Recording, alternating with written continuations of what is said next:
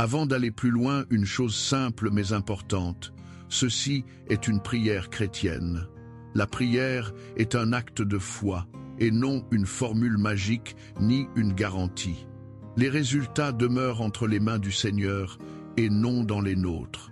Ce savoir aimer de Dieu ne fait pas disparaître les difficultés de la vie, mais cela change celui qui les traverse. On n'affronte pas la journée de la même façon selon qu'on se croit seul ou qu'on se sait profondément aimé.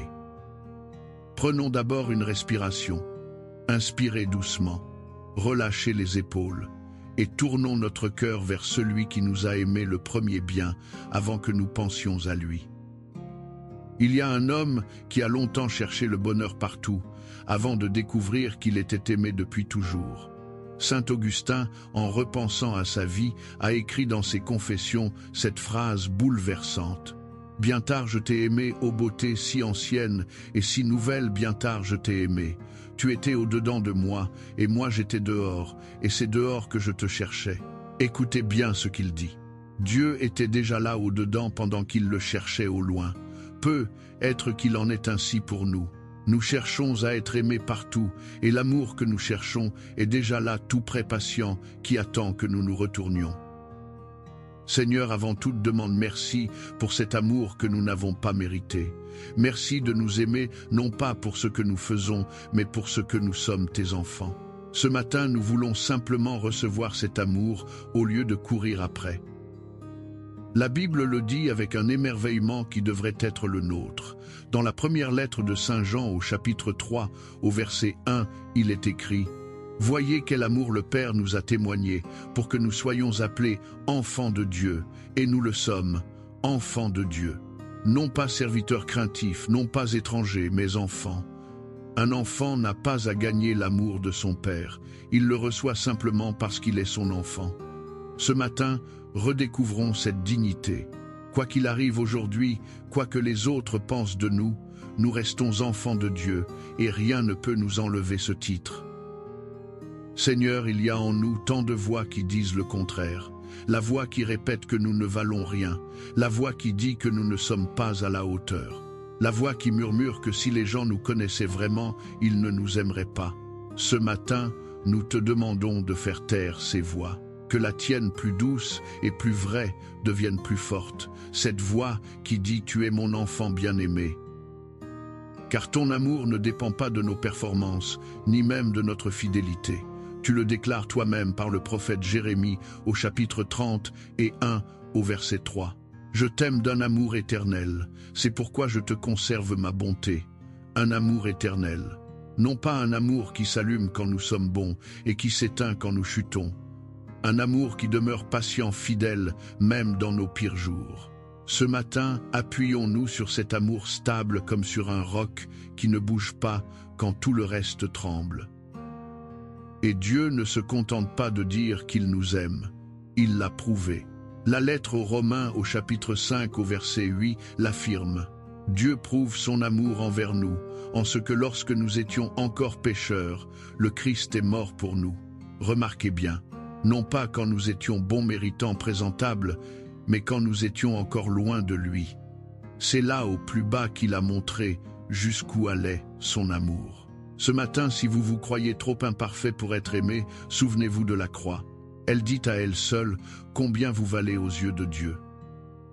Nous te confions ceux qui ce matin ne se sentent aimés de personne, ceux qui sont seuls, oubliés, mal aimés depuis l'enfance. Ceux qui n'ont jamais entendu « Tu comptes pour moi ». Seigneur, fais-leur sentir d'une manière presque concrète aujourd'hui qu'ils sont infiniment aimés de toi et place, si tu le veux sur leur chemin, une personne qui leur montrera un reflet de ton amour. Et ta parole nous donne l'assurance la plus forte de toutes. Dans la lettre aux Romains, au chapitre 8, au versets 38 et 39, l'apôtre Paul l'écrit. Ni la mort, ni la vie ne pourront nous séparer de l'amour de Dieu, ni le présent, ni l'avenir, ni les hauteurs, ni les profondeurs. Rien dans toute la création ne pourra nous séparer de cet amour manifesté en Jésus-Christ. Rien ne peut nous en séparer, ni nos échecs, ni nos péchés, ni nos doutes, ni nos épreuves. Cet amour nous poursuit partout, jusque dans nos nuits. Ce matin, laissons cette certitude nous envelopper comme un manteau chaud sur un matin froid. Et ici, avec beaucoup de douceur, je veux m'arrêter pour vous dire une chose importante. La foi ne remplace pas l'aide médicale, psychologique ou professionnelle quand vous en avez besoin. Si vous portez une profonde blessure d'amour, si vous n'arrivez pas à croire que vous puissiez être aimé à cause de ce que vous avez vécu, cela peut demander un accompagnement. Ce n'est pas un manque de foi. Un psychologue peut vous aider à guérir ces blessures anciennes, pendant que Dieu lui guérit le cœur en profondeur. La prière et le soin professionnel marchent ensemble, et tous deux sont des chemins vers la même paix. Seigneur, envoie maintenant ton Esprit Saint sur cette journée. C'est lui, dit la Bible, qui répand l'amour de Dieu dans nos cœurs. Fais-nous sentir au fil des heures que nous ne sommes pas seuls, que nous sommes tenus, accompagnés, aimés. Et à mesure que nous nous saurons aimer, apprends-nous à aimer à notre tour plus librement, sans réclamer sans cesse, parce que nous serons déjà comblés à la source. Prenons maintenant un instant de silence. Ne demandez rien. Laissez simplement Dieu vous regarder et vous dire en silence ce qu'un père dit à son enfant. Tu es à moi, je t'aime. Tu n'as pas à te justifier devant moi. Restez là un moment sous ce regard bon et redites à l'intérieur, « Seigneur, je crois que tu m'aimes. Aide-moi à le croire vraiment. » Portez cette vérité avec vous tout au long du jour. Chaque fois que vous vous sentirez rejeté, jugé pas à la hauteur, vous pourrez revenir à cette parole. « Je suis aimé de Dieu. » C'est le fondement le plus solide qui soit. Car il ne dépend ni de vos succès, ni du regard des autres, mais du cœur de Dieu qui ne change pas. Et si ce matin vous n'arrivez pas à ressentir cet amour, ne vous inquiétez pas. L'amour de Dieu n'est pas d'abord une émotion, c'est une réalité qu'on le sente ou non.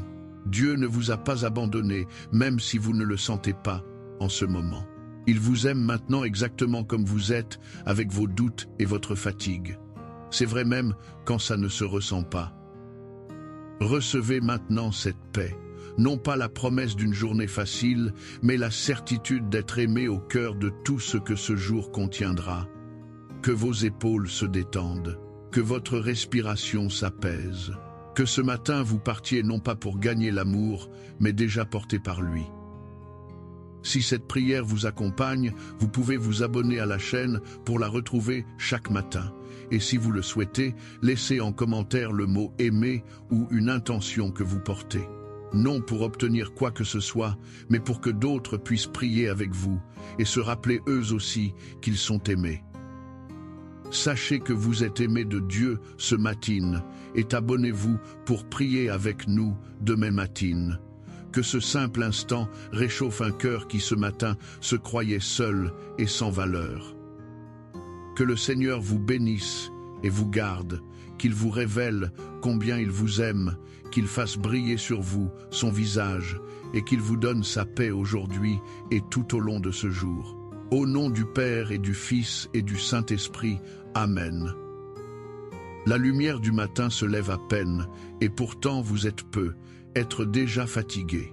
Non pas de la fatigue d'une seule nuit, mais de cette fatigue plus profonde qui s'est installée depuis des semaines peu, être des mois, la fatigue de tenir, de porter, de faire bonne figure alors qu'au-dedans vous êtes à bout. Si c'est ainsi que vous vous réveillez ce matin épuisé avant même d'avoir commencé, alors ce temps de prière est pour vous. Posez tout un instant, respirez et laissez Dieu venir consoler ce qui en vous est fatigué.